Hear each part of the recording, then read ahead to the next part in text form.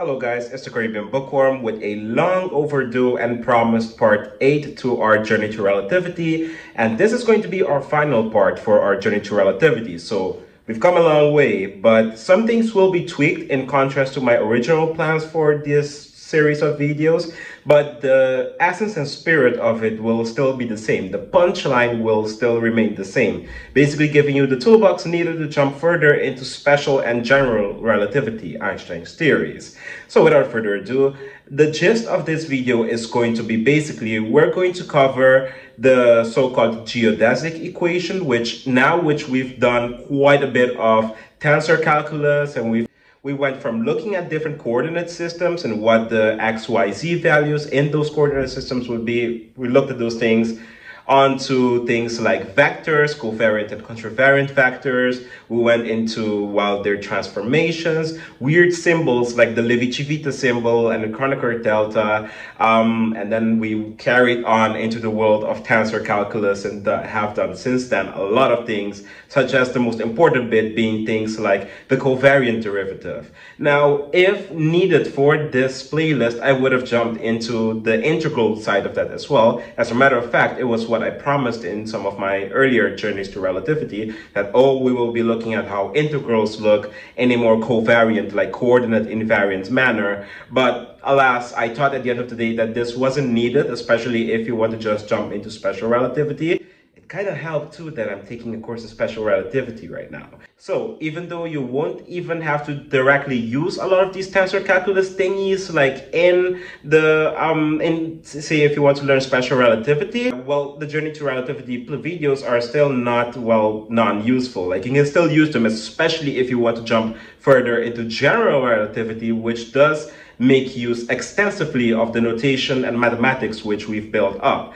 But all of the things which we did use up to this point will serve us today in deriving the so-called geodesic equation. So without further ado, without hyping it too much, let's actually jump into our video for today. So we want to start with a very simple premise, and that is we are interested in finding some classical notions in physics. So translating now from the mathematics side to the more physics side of things, some terms or some values which are coordinate independent. So for example, in classical mechanics or in classical physics in general, you want things, for example, like the position vector, which tells you, say, if you have a particle, how that particle's path is basically going at a given timestamp.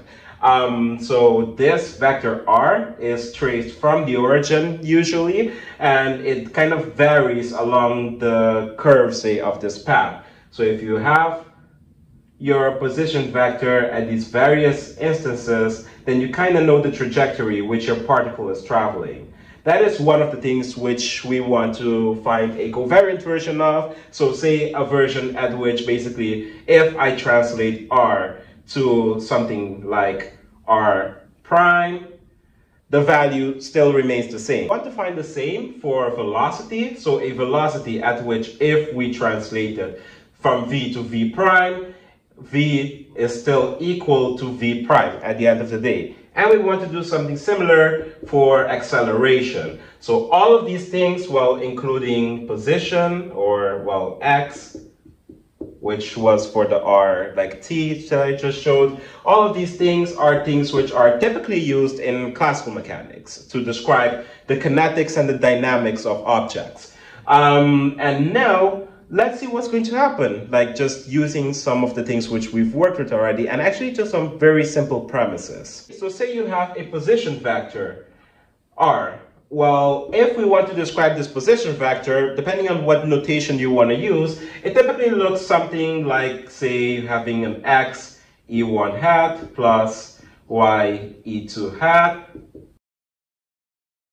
Looked at this as a matter of fact already. You can use e1, e2, e3 hat, or you can use I hat, j hat, k hat. At the end of the day, we're talking about the same thing, and we've looked at more powerful notations to condense this by saying that we have an xi.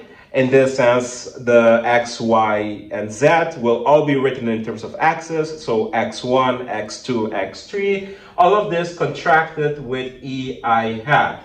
using this tensor calculus talk right now. So if you contract all of these things using the Einstein summation convention, you can write your position vector as this thing right here. Well, by doing a very subtle trick called minimal substitution, we can find a covariant version of this position vector. This minimal substitution thing, although it has a fancy name, it is nothing else than simply writing, for example, if I have the partial of something with respect to I, this is one example of minimal substitution.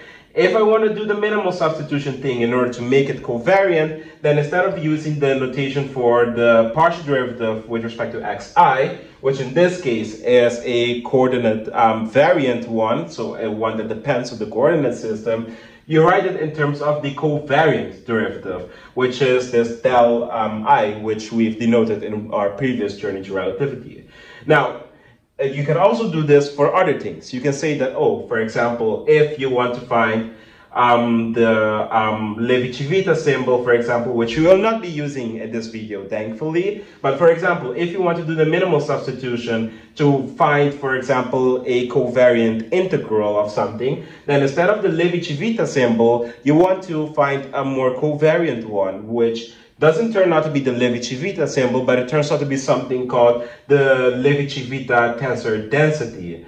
I was about to make a video on this, but then thought of what I told you already, that we didn't need it. But this is what would be the covariant thing, which you would need to use in order to do things like the covariant integral of something, or say if you wanted to do even, I think, cross products, the covariant cross products, you will need this tensor density, which is the Levi-Civita tensor density. But for our case, the thing which we will do this minimal substitution for is this EI hat. Because as we noted earlier in earlier videos, this EI hat is something that is clearly used for Cartesian coordinates, and we want to find one that is, we want to describe this position vector in any given reference frames or any given coordinate system.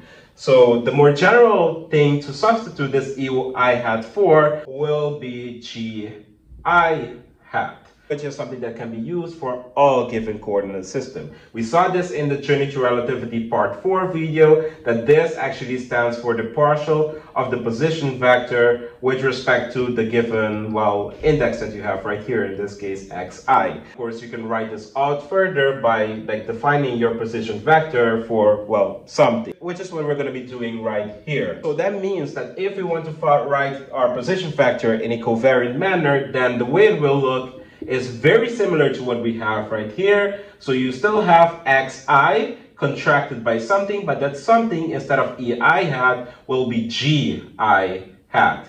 Now you may be wondering, well, that seems sort of mathematically illegal. How can you just substitute things? Like, they don't mean the same thing, clearly. Well, we can show that this actually gives a covariant version of the position vector R. So say that we have a position vector which was translated by some degree, to some degree. So it is not necessarily the same as the R which we had right here. Then let's say that this position vector, this translated one, as indicated by the prime right here, is written as, for example, xi prime gi prime hat. Then actually, using what we learned about, well, changing indices and such, we can say that this is the same as having something contracted by gi prime hat. So we write our gi prime hat right here, and that something can be something that has an upper index that does not have a prime. So let's say we call that xj. And the reason why we can do this is if we introduce right in here a transformation tensor, in this case with a lower index of j and an upper index of I prime, then it's still saying the same thing right here. It's saying that if we change this index of this thing right here from a j to an I prime, then you will get what we have right here. So all is still fine. Now recall that the definition for this gi prime hat is, well, technically the partial derivative of the position vector with respect to xi prime hat. This is something that we're going to use right now. So if we know that this gi prime hat means this, then actually we can define our R in order to write this out even further. If we say, for example, that R in this case, so the unprimed R equals xk contracted by ek hat, then we can plug this definition into here and get an expression that doesn't use the gi prime hat anymore. And the expression for that will be, well, the following.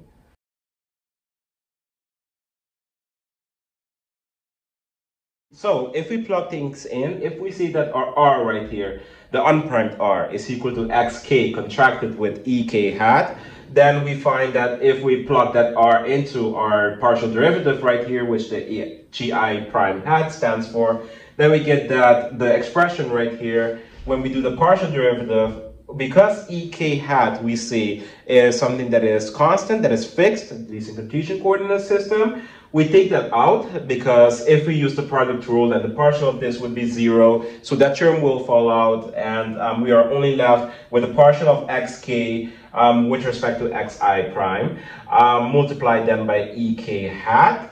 And this mysteriously looks a lot like the definitions which we had earlier in our journeys to relativity for the transformation tensor. Hence why basically this can all be shorthandedly written as this right here. So lambda lower index I prime, upper index k, and of course multiplied by the corresponding Cartesian unit factor. Now this, remember, stands for gi prime hat, meaning that we can plug this definition right here into our equation for our prime right here. So let's do that right now. We substituted what we found for gi prime hat into the equation right here. So with this bit, now we can rewrite some things. We can write this lambda right here as well. Doesn't matter due to the commutative aspects of what we're doing right here. So things, the order will not change what we're doing. And that means that we will have this right here. Now, one thing you know about tensors is that you can contract them and remove indices out of the picture. Because both of them contain I prime right here, we can contract them and write it simply as a transformation tensor with upper index of k and lower index of g. So let's do that. So if we do that, we now have a simple thing that says that, okay, we have a transformation tensor, and that multiplied by basically this xj times this ek hat. Now this transformation tensor can change actually the index of this thing onto a k. It's what these things do, and it's what we've looked at for quite some time now. So if we do that, we change this j to a k, and we get simply that x k is contracted with ek. This is beautiful. This is in essence what we defined our R to be earlier. So this is basically just R, showing us that by doing the minimal substitution thing, by writing gi prime here instead of what we would have written, which is ei prime hat, in order to express this R prime, we did indeed get a covariant version of the position vector. So we are able to say that R is equal to R prime with a great amount of degree right here. So the simple fact that we found that that holds for R, it can hold for actually V as well, showing that V is also equal to V prime if we do this minimal substitution thing. And how you get to that, I will leave that up to you, but it in essence entails the same type of trickery which we've done. The only thing is you're going to have to be careful with the transformation tensors and things in essence canceling and falling out when you take derivatives of them with respect to each other. So in essence, for example, in general, what you should find is that if you have the component of a given primed velocity, so vi prime, then this should be the same as the partial of, for example, well, the definition of, I was about to say the definition of the transformation tensor, but it should in essence be something like this, where you get, if you have your unprimed vector component, which is just the vj of your velocity vector, then when you transform it using this transformation tensor, you will get the primed one out. It still holds, it's true. If you don't believe me by faith, you can look at the Covariant Physics book at chapter 3, which is where I'm doing this from, and you can find this exact same expression, you could say. But where this doesn't nicely hold is when we want to find an A prime that is equal to a covariant acceleration. This is where we start to run into problems. And we will see why in rigorous detail right now. So let's start with a simple premise, and that is that acceleration, a primed one, so one that is translated, is equal to the time velocity of your primed velocity vector. So it is basically dv prime over dt.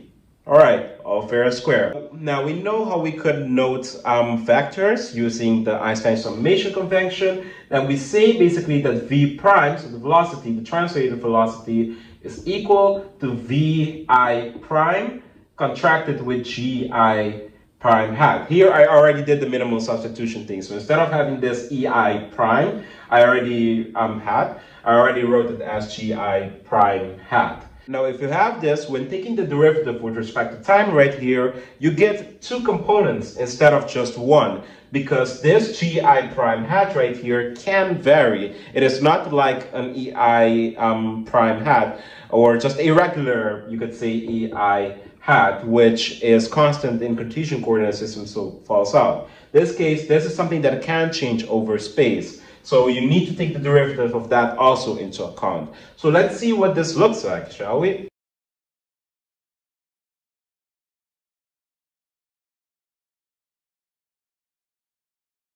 So by doing the simple product rule for differentiation, we get basically the derivative of vi prime with respect to t multiplied by a regular gi prime hat, plus, well, the other way around, which vi prime remains regular, and you take the time derivative of gi prime hat. By the way, my major apologies, I forgot something that is very important, and that is basically that it is this right here, which is basically the ai prime component. So the time derivative of vi prime right here, and this gi prime hat still is standing on its own. This is super important because basically on this expression you will have ai prime contracted with gi prime, which is very nice. It's still, my story still holds, and this basically should give you the component for the a prime if this was a non-zero thing, which it isn't, unfortunately. But that means that you can write this ai prime thing right here in an unprimed manner using just the definition of gi prime. So if we say that well, I'm going to change markers first. If we say that gi prime is defined as the partial of r with respect to xi prime, and we say that the r, the unprimed r in our case, is equal to xj, so x upper index j contracted with e lower index j right here, then we plug all of this in and we can get an expression, which I will just do right now. Similar to what we did before, we find an expression right here for basically the definition of gi prime hat. If we have this right here, we plug it back into this expression, then we can get the following. We get this right here. We get our transformation tensor multiplied by ai prime, and that all contracted with ej hat. That is nice because this transformation tensor very conveniently has the I prime in its lower index, meaning that it can be used to change basically the index of this ai prime component into an unprimed one, that is the j. So basically we can remove this and change the index of this a right here onto an unprimed one, that is a j. Meaning that now we have an unprimed basically component for our acceleration, and plus this weird thing right here again. This makes it even worse because now we have our a, which clearly is what we want, with a being the same as the a prime, so a prime being the same as the a unprimed. Translating it, we want covariance, but we're not getting it. What's happening? Now, what do we need to do about this? Let's analyze it even further and let's see. So let's purely look at this time derivative of this gi prime hat right here. Let's see what that might entail if we look at it closer. Well, we define gi prime to be we define it to be, well, this right here, just earlier. See what happens if we take the time derivative of this thing right here. So if we take the time derivative of that, we get, again, technically here you should do the product rule since you're differentiating this whole thing with respect to time. But again, because if we take the time derivative of one of these eins or one of these ei hat components, it will give you 0. That means that the other term of this product rule thing will be 0. So you just get the one in which you're differentiating this thing right here as it's the only one varying over time, multiplied by your regular thing right here.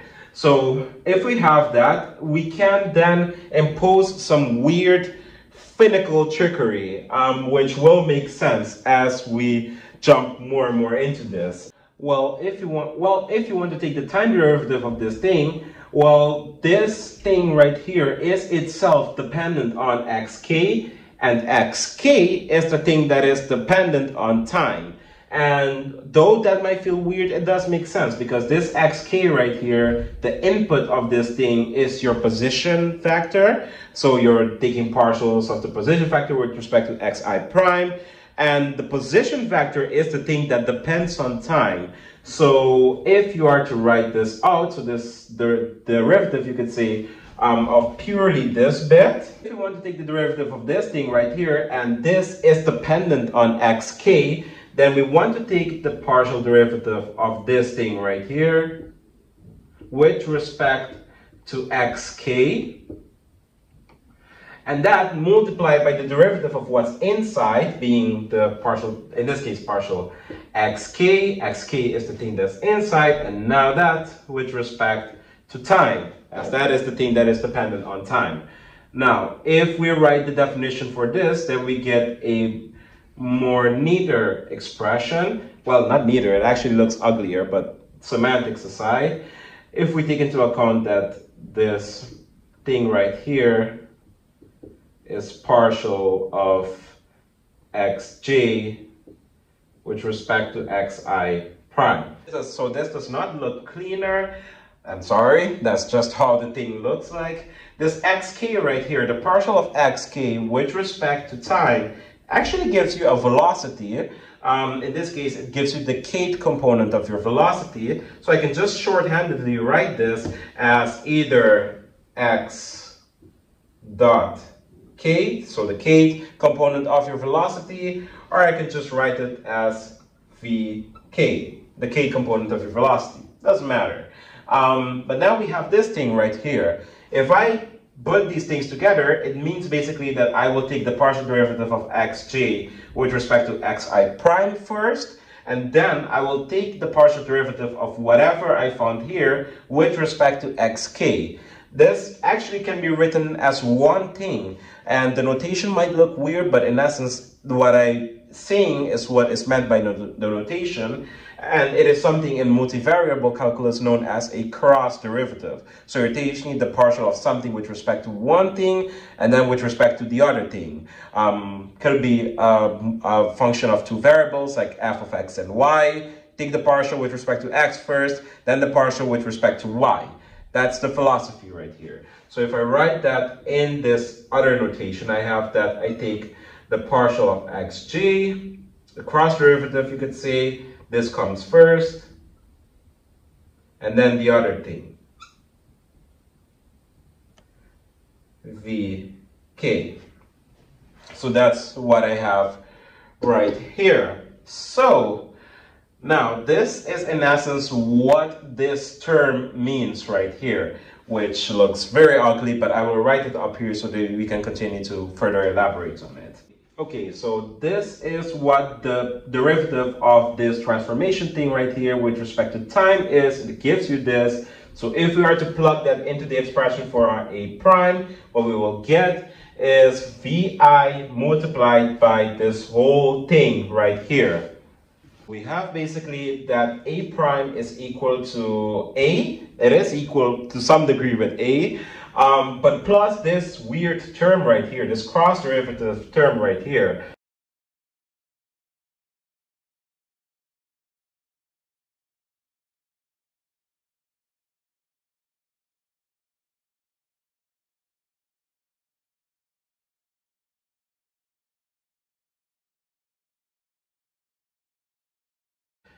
Multiplied, of course, by Vk and Vi prime. Now, so basically we have something that is almost covariant. It is almost the same as A, but there is an extra term right here. So in order to make A covariant, you need to add this extra term, an extra term that is proportional to this scary thing right here. It just so happens that if you, for example, in one of our previous Journey to Relativity videos, if you happen to show how something known as the Christoffel symbol transforms, which I shouldn't say something known as the Christoffel symbols, like if you watch all of the videos, then you've seen the Christoffel symbols before, then the Christoffel symbol happens to actually be this. So basically you can say that you need to add a term that is going to be the Christoffel symbol with, in this case, an upper index of whatever the free index is. In this case, it happens to be J. So the free index in this case is J. And the two lower indices which you will have are K and I prime. K, I prime. And you have them right here, so that's very nice. You're summing things over, so Vk and Vi prime. So you have a Christoffel symbol term right here, which, as you know, basically when taking covariant derivatives and such, the moment you have these Christoffel symbols, then things immediately almost go into their covariant versions. It's like a thing that kind of forces the covariance in there. So you can write then your A prime as this right here. And this is a covariant version of your acceleration.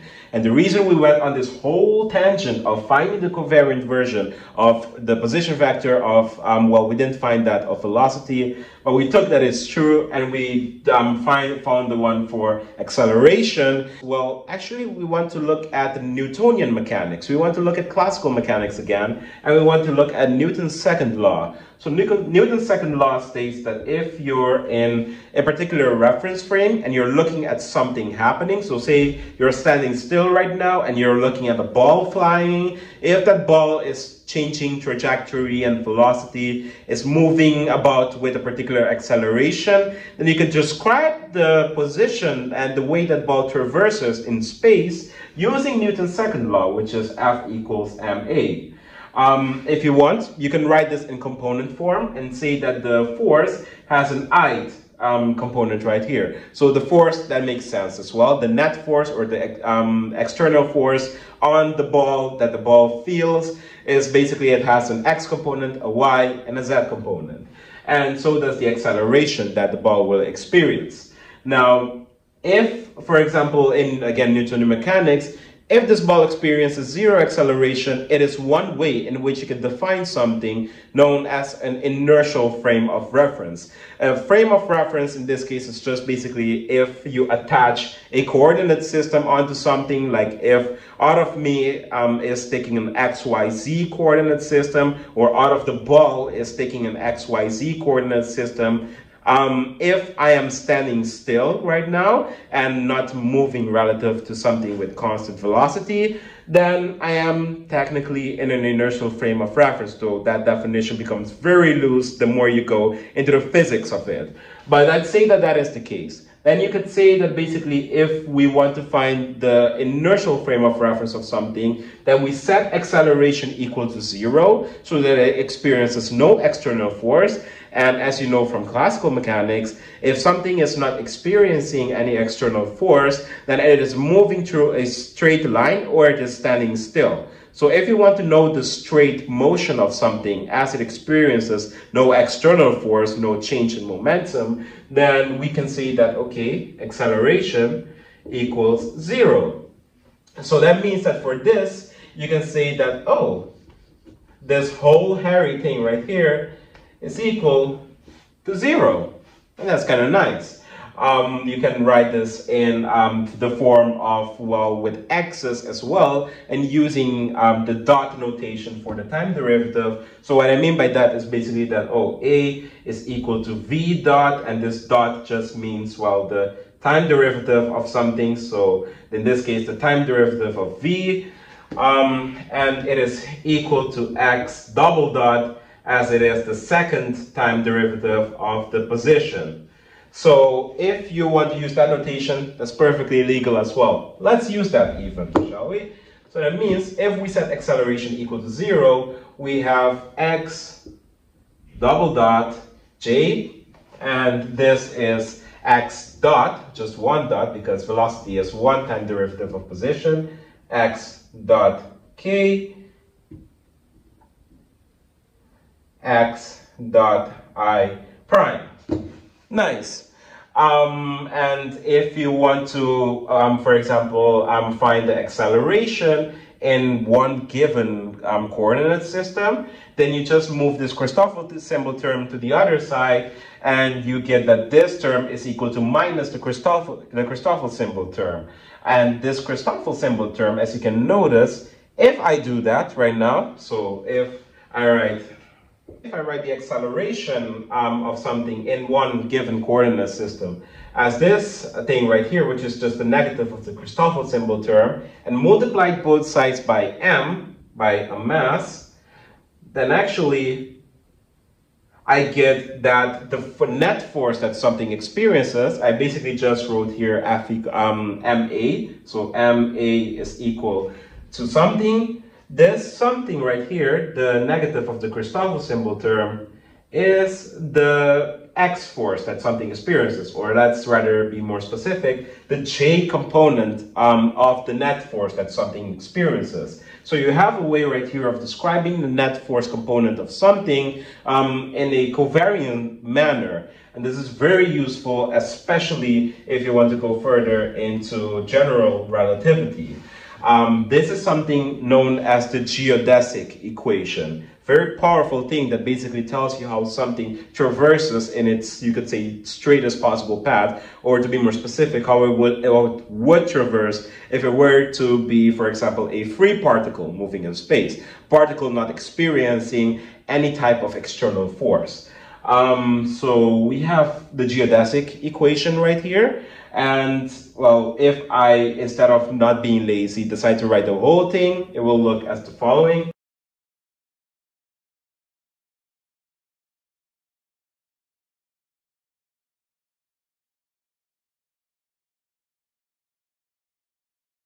So if I were to write the whole thing out and write out all of the dt's, basically the ddt's, using basically just Leibniz notation, then I will get this expression right here for the geodesic equation.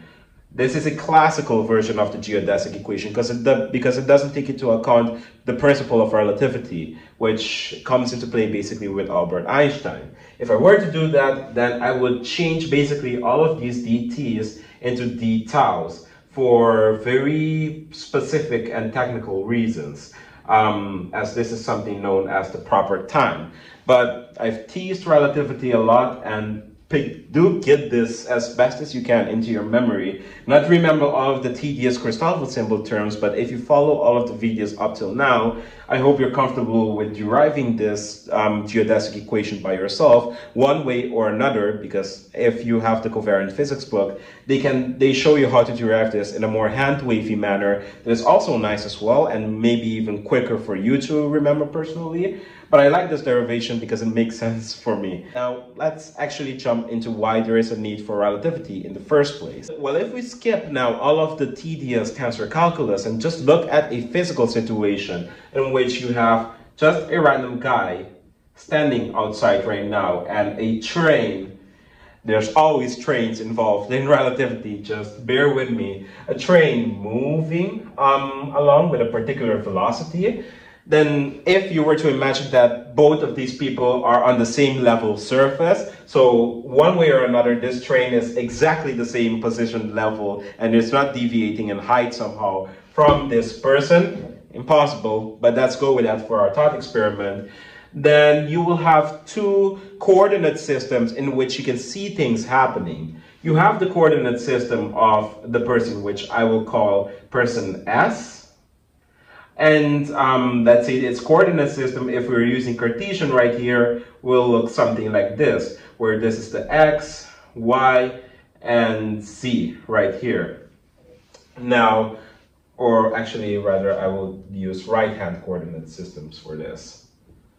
So if we have the coordinate system right here, which is S, X, Y, Z, or you can change these however you want, doesn't matter as long as this is pointing in that direction, then you can have a similar coordinate system for your train right here, or for someone sitting in your train. We'll call this S prime, in which you have X prime, Y prime, and Z prime. And you basically, and the gist of things is that you have two coordinate systems on the same level. So you have S, you have two coordinate systems, and the only thing that is imposed basically in this scenario is that these coordinate systems are in what is known as an inertial frame of reference. They're moving with constant velocity relative to each other. So this is moving with a constant velocity. So the way we're going to represent that in this graph is that the train is moving in the x direction with a constant velocity v relative to s. So s prime basically is moving with v away from s. And this velocity, even though in this case it's the velocity of the train, but do keep in mind that it is basically this coordinate system moving away from the other. It is s prime moving away from s. So we're talking in this case about relative velocity, because if you're sitting in the train, then you're going to see person S also moving away, but in the opposite direction with the same velocity v. And that makes sense. If you're sitting in a train and you're seeing someone standing still on a platform, as you're moving away from the platform, you're going to see the person kind of moving like this away from you. And if the person is standing outside and seeing a train coming like in his or her direction, then he or she sees this happening instead of what you see. So this v is a relative velocity thing. But say now you want to know the displacement which you will have right here in, you could say from the frame of s prime in contrast to s. So to make that more clear, say I have a random ball right here. So let's call that ball B, a random ball. And I want to know its position in the frame of s prime. Now, what that position is going to be, well, it's going to be a number, and that's called that displacement which it has in the primed frame right here, whatever that displacement might be, in the x direction. We're interested in this. Let's call this thing right here dx prime. I'm using differential notation, as you can look at infinitesimally small displacements as well. So for that reason, that's called a dx prime. Okay, that distance clearly isn't the same displacement which the person in the frame S will measure for the position of the ball B, right? Since for the person in the frame S, the ball is further away in the x direction, in contrast for the train, which is moving in that direction, which is this displacement right here. So dx, which is what the person in the primed one measures, has to be scaled to some degree. So dx is clearly bigger than dx prime. So we're gonna have dx minus something in order to make up for that distance, basically, because this is dx and this is dx prime and this is dx. So we need to minus this distance right here, which we do have. That distance happens to be whatever the time it took for s prime to travel from here to here, that multiplied by the velocity, since according to classical Newtonian physics, the distance you have is equal to the velocity times the time interval which you have. We're going to use this for this particular bit right here, plug it into our equation for dx prime, and we get very nicely one of the Galilean transformations. And that is basically that if we want to look at the position of something, whatever that something is, on the x-axis at least, then that dx prime is the same as the dx unprimed minus this relative distance right here. So this is one of the Galilean transformation. And the reason I say, again, Galilean transformation is because this idea of relative, you could say things relative to each other, is kind of hinting at relativity almost. But it wasn't Einstein that came first with this idea. Galileo Galilei, which is very famous, known for like discovering the Jovian planetary or Jovian celestial bodies, and doing lots of contributions in astronomy with the heliocentric model, etc., and drama with the Pope.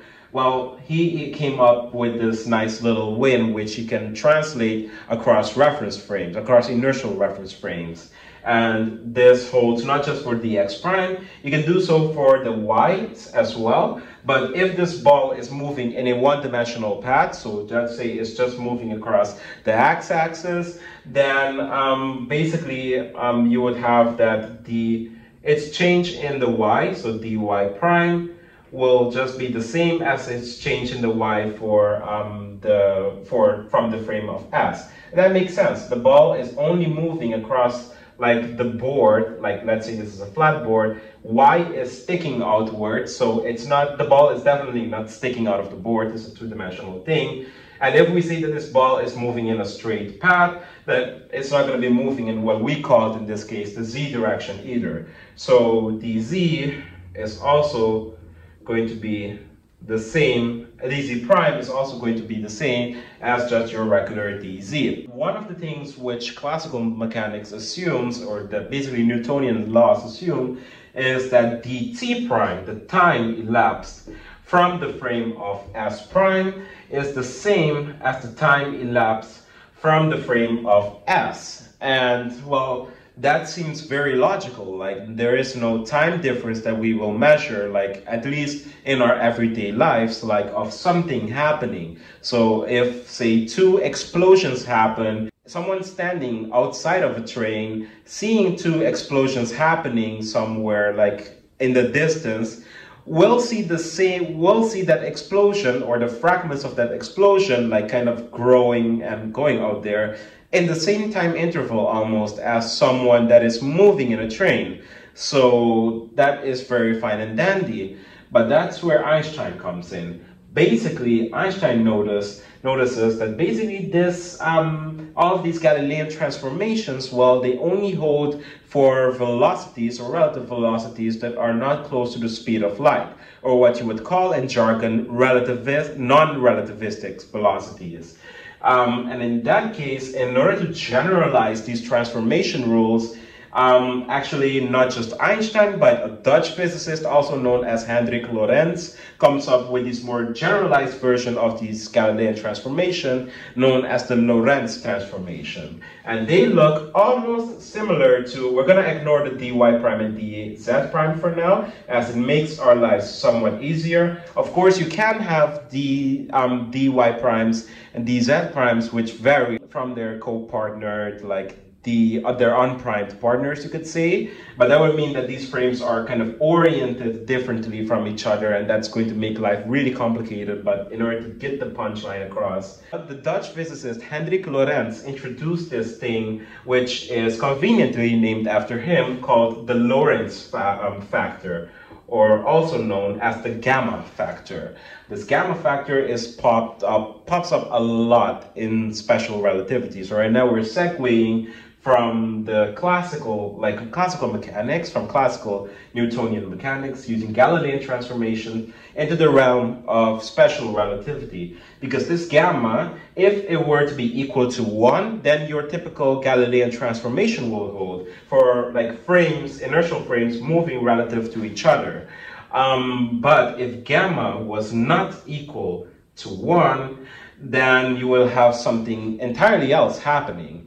And that can be the case, especially as things move very fast and close at relativistic speeds. And that is because this gamma itself is defined as a particular thing that is 1 over 1 minus this thing right here, squared under the square root. There's a lot going on the board right now, but this 1 over the square root of 1 minus the square of the velocity over the square of the speed of light, which is what c stands for, is what is known as the gamma term. And this v, of course, being relative velocities and such, if v was much smaller than c, if it was much smaller than the speed of light, then this fraction right here, this v over c, will approach 0. So it will be the same as having gamma equal to 1 minus 0 squared technically, but it's still 0, the square root of that.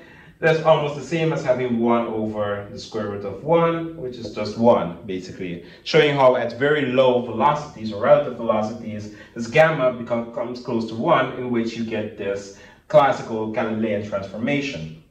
But as v's approach, as the velocity approaches the speed of light ever so slightly, then you get something that is not 1. Then you get something that is slightly smaller. You get something actually known as length contraction. But before we explore that even more, we need to look at dt prime and dt as well, because all is fine and dandy, but actually when it comes to, well, the Lorentz transformation, time is not universal. The time intervals that one person measures does not necessarily have to be the same as the time interval which someone that is moving measures. There is something happening there. And basically, time also has a particular transformation that looks like this. The time, basically, Lorentz transformation is that dt prime is equal to gamma times, well, this thing right here, which is the dt for the unprimed frame, so for s, minus v over c squared dx. This seems like a lot, and we're not going to derive where this comes from, but what you should know from this is basically if you have gamma approaching 1 again, such as we saw at very low velocities or relative velocities, then at very low velocities, this approaches 0 again, because if v is much smaller than c, in this case, it's even worse. You have c squared. C squared is going to be a ridiculously large number. And if you have a very small number in contrast to c squared, if you do that division, then this approaches 0. So you just have dt prime is equal to gamma times dt. And if gamma approaches 1, then dt prime is pretty much equal to dt, which makes sense again according to classical physics or classical Newtonian mechanics.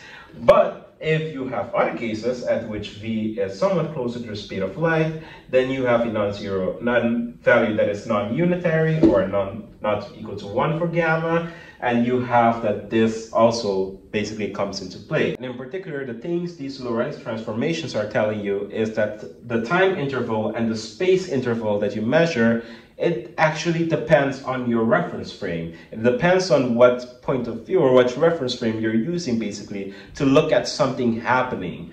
And that is why basically you need special relativity, because especially as you're approaching relativistic velocities or relative velocities, then your intuition starts to not make sense. Your intuition that you would use in classical mechanics at least starts to break down. And this is what you can show with the Lorentz transformations. But before further elaborating on the consequences which this has, I do have to mention what special relativity, or at least the two postulates which it is built on, actually entail. Albert Einstein, yes, now actually getting to Einstein, wrote a paper like in 1905 looking more closely basically at Maxwell's equations, since basically James Clerk Maxwell, who came up with the 4 Maxwell's equations for describing electrodynamics and electromagnetism.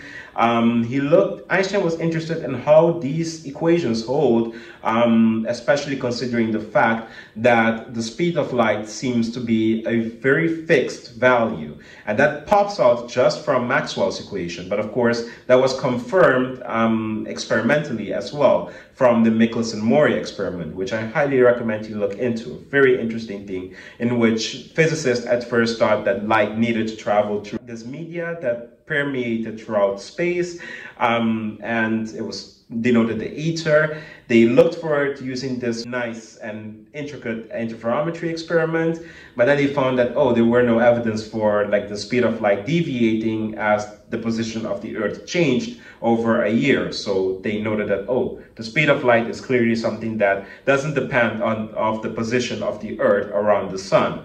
So this very clearly established that the speed of light is not constant, which is what you will hear a lot, but it is invariant. It doesn't depend on the reference frame which you have. It actually is coordinate independent, covariant, which is what we've been working with, ironically, and the title of the book we've been working with, or part of the title, for a long while. One of the key postulates that Einstein found for his special theory of relativity, which he published in 1905, was that the speed of light needs to be invariant, that is one, and two, that the laws of physics should be the same regardless of the reference frame you're using. This is what he denoted the principle of relativity. So if you're, for example, standing still outside right now, and you're looking at a train moving by at a constant velocity with respect to you, then the laws of physics, if, for example, you were bouncing a tennis ball right now when you're standing outside, that bouncing of the tennis ball should be the same effect that someone in that moving train should experience if he or she is truly in an inertial frame as well.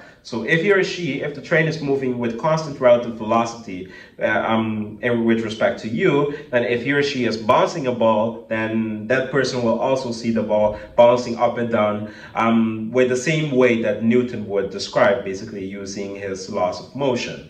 So you have the principle of relativity, that the laws of physics should be the same in all frames of reference, and you have that the speed of light is invariant. This leads very nicely into concepts of special relativity, which I highly encourage you to dive further into if you're very, very curious. You get very interesting things, especially if you're interested in particles moving at very high velocities, which is one of the main applications of special relativity, because one, it's very mind-bendy physics, but two, one may typically ask, what is this used for in real life? Well, it is useful, especially if you want to describe like subatomic and very tiny particles that are accelerated to very high velocities, where these relativistic velocities do come into play, because then you have gammas which do not equal 1. And also you get very interesting effects. Actually, you can even see it directly from these right here that involve space and time not behaving quite like you would expect them to. So say if I were to look purely at just the dx components right here, so dx and dx prime, I ignore this bit right here, even though it's there, but let's say we ignore that for now. And typically you will get that, and you want to know things from the unprimed frame. You want to know things from the frame of the person standing outside, even though remember again that both actually see each other moving. The person in the train just see the person in the train is just seeing the other person standing outside moving in a particular direction, and the person standing outside will see the train moving in a given other direction. But if we look at the person standing outside and say that is you, that basically we would have that gamma dx is equal to dx prime. That is the length measure for, say, in this case, the position of the ball. If we ignore this, by the way, again, we can easily ignore this by saying that, oh, the frames overlap with each other, but let's just ignore it in a very hand-wavy manner. That if you want to know the displacement of this, if gamma were to be equal to 1, then these would be the same, of course, with this term right here showing the displacement, the extra displacement. But since gamma will not be equal to 1, then you would have that this equals 1 over gamma dx primed. This is something known as length contraction.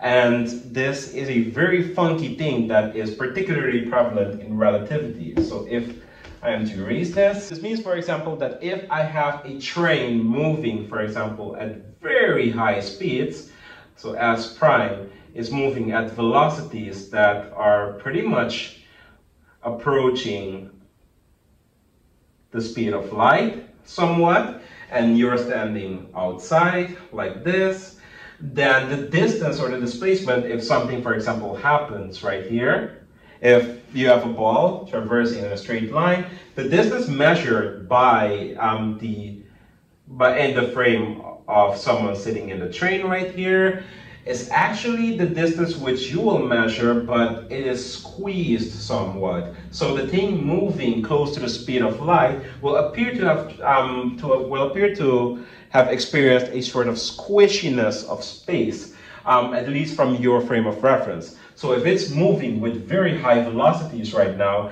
it will appear, if I am to draw the same thing but down here, it will appear in a more pancake fashion. It will appear as if the space itself of this has contracted, and it is why it is known as length contraction, a bizarre thing, but that is actually a consequence of relativity. If we are the person, in this case, standing in the train and we're moving and we say that, oh, there's a chair located 3 meters away from us, then yes, we say that this chair, let's say the chair is B, and something is happening at that chair.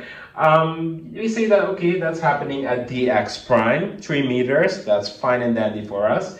But what the person in the frame of the dx will notice is something entirely different. If your friend, for example, was standing outside of the train and he were to measure the distance between you sitting still in your frame of reference and the chair basically that is 3 meters away in your reference frame in the train, the person standing outside, let's call that person Jeffrey or Bob or whatever, that is measuring your distance, the distance from you to the chair that you're measuring 3 meters away, he will measure this 1 over gamma thing right here for your distance. So not necessarily the same distance which you will measure, which is very weird, because that means basically if your friend Bob is standing outside of a train platform, for example, or whatever, and you're moving in that train like with constant velocity relative to him,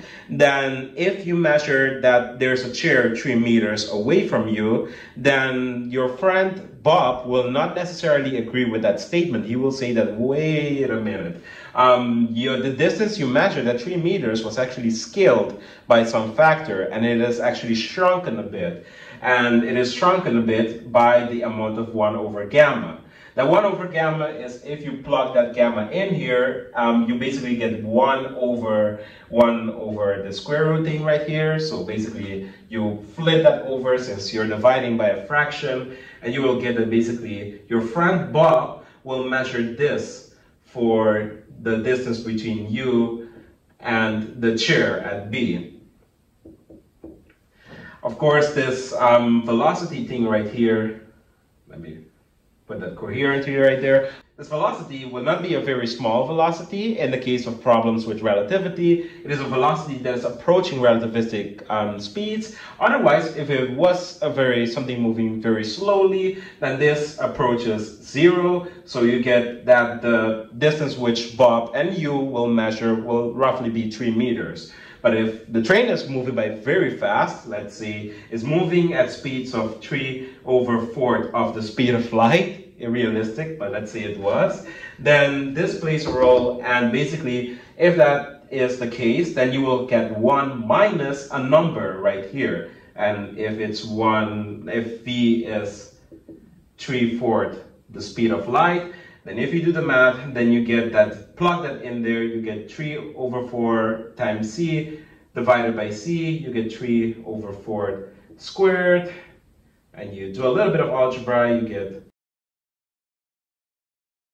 my arithmetic might be off, but the idea is that basically the dx prime, the 3 meters which you measure in the train, is scaled by a number, and this number happens to be smaller than 1 because the square root of 7 is smaller than 4. It is 2 point something, and well, if you have 2 point something over 4, then you're gonna get almost 0.5 something something with a couple of digits, or 0.6 something something. So the length basically that the person standing outside will see, the distance at least between you and the chair, you will see it to be a shorter distance, which is very bizarre. It means that things moving close to the speed of light with respect to us will basically appear to have shrunken basically in distance. Their space actually appears to be flattened. So if you have a ball traveling at close to the speed of light, instead of it being a ball, it might be more pancake-like shaped as the space is squeezed, basically. And this is the same thing that happens actually for time as well. If you have the Lorentz transform, like basically that says that dt prime is equal to, at least if we ignore the v over c squared dx term right here, so just gamma dt. If we look at just this, and of course in classical mechanics situation where v is much slower than the speed of light, then this will be equal to 1, and you get approximately that time is a universal thing. That time basically that you will measure here, the time interval for something at least, is the same time interval that someone will measure even across the universe, for example. But that happens to not be the case. In a scenario, for example, at which you have that the famous example that is typically used, especially with the same context of the train, is that there is someone standing outside again, let's say a frame S, and you have a frame S prime. And if I were to draw it with not just basically trajectories of like with coordinate system, but with actual people, and a train basically that is moving with constant relative velocity, then if there was a light clock, so a light clock is just a thought experiment thing in which you have a photon like bumping between two mirrors, so a photon going up and down from the frame of someone that is inside the train, then this photon is traveling with a time interval of, let's say, dt prime, since that's from its point of view. It takes this light, say if the height of, or the distance between the two mirrors was 1 meters, then the time measured basically will be just the distance over the velocity, in this case 1 meters, so it will just be 1 over c. So that's just a value that I've assigned in there, but it could be whatever I want it to be. That is from the frame basically of someone in S prime, someone in that inertial frame of reference. But for someone standing outside, because the train is moving, then the mirrors are displacing themselves as well. And instead of having, for example, the light going up and down, for someone standing outside, the light will appear to have traveled in this manner in order to reach the mirror. You can see, just using a little bit of geometry, like if you were to think about this as like a flat space geometry, Euclidean, whatever you want to call it, that this distance is larger than this distance right here. So it means that light has to travel a longer distance in order to reach the mirror from the frame of reference from someone standing outside right here, from S frame of reference. So this is basically the concept of time dilation, which you do get if gamma is something that is smaller than 1, which is what you will get. But in this case, you need to look at how you assign your gamma and what you basically call primed and unprimed. So in this case, it kind of would make sense to call this one the unprimed one and this one the primed one, since in that sense this holds basically. But basically depends on how you're writing. I could have changed the primes here as well, but for that I encourage you to jump more into special relativity. Basically, if this is S prime and if this is the S unprimed, then basically the time that dt will see that is elapsed basically is something that is of a larger value than the time that the person in the unprimed frame will measure. That makes sense. Because if you have this 1 over this thing right here, you will be dividing by something that is smaller than 1, very likely. So 0 point something something something. You're dividing 1 by something that is a smaller denominator, so you will get a bigger value right here, a value that is bigger than 1. So this will be a value that goes beyond 1. So meaning that dt prime will be a time interval larger than the time interval that the unprimed person, in this case the person in the train, will measure. So that makes complete and perfect sense. So depends again on how you assign your S prime, what you call your prime, etc., etc. But the laws basically of special relativity remain the same. You have length contraction as things move close to the speed of light, and time dilation as things again move close to the speed of light. From this you can get a slur of new like mechanics descriptions, like ways to do things in which you take relativity into account.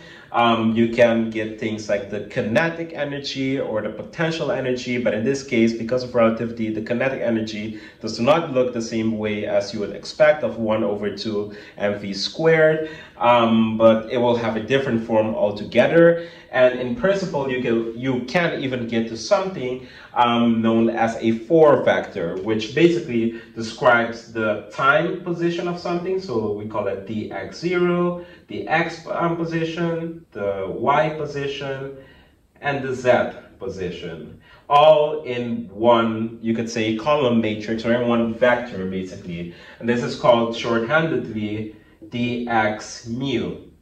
Dx mu is something that is known as the 4 vector, where mu can go from 0 all the way to 3.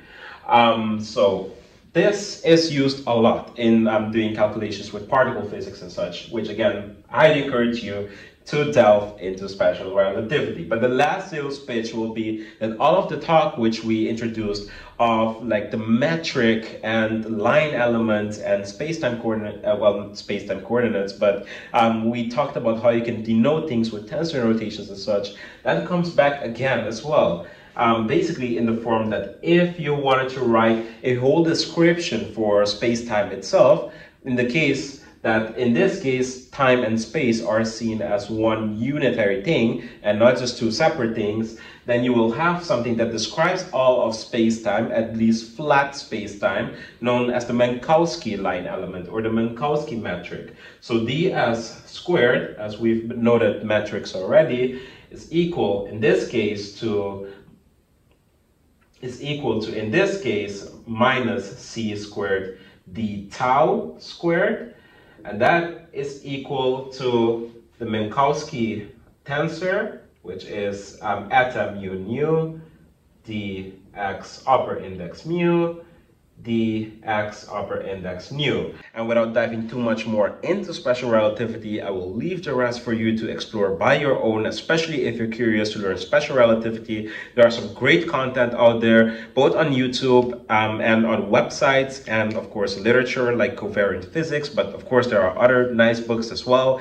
I might put just 2 or 3 here just for reference, that basically if you have a background in classical mechanics, nothing too rigorous, just if you're a bit familiar with the way to think in physics and you have some math under your belt, and of course if you follow this playlist, then you're more than ready to jump into special relativity, then go at it, enjoy it. And along with these literature recommendations, I highly recommend you to check out Science Click English. Has a great playlist on all that we've talked about. For example, the Christoffel symbols and their role in the geodesic equation. It's explained really well in these videos of the playlist they have on the mathematics, I think, of relativity or something like that. Really wonderful playlist, makes all of this tensory calculus thing really visual. And of course there are some really nice special relativity videos as well, such as the ones by 1 Minute Physics, which explains the Lorentz transformation really well as some other very nice like YouTube videos and channels.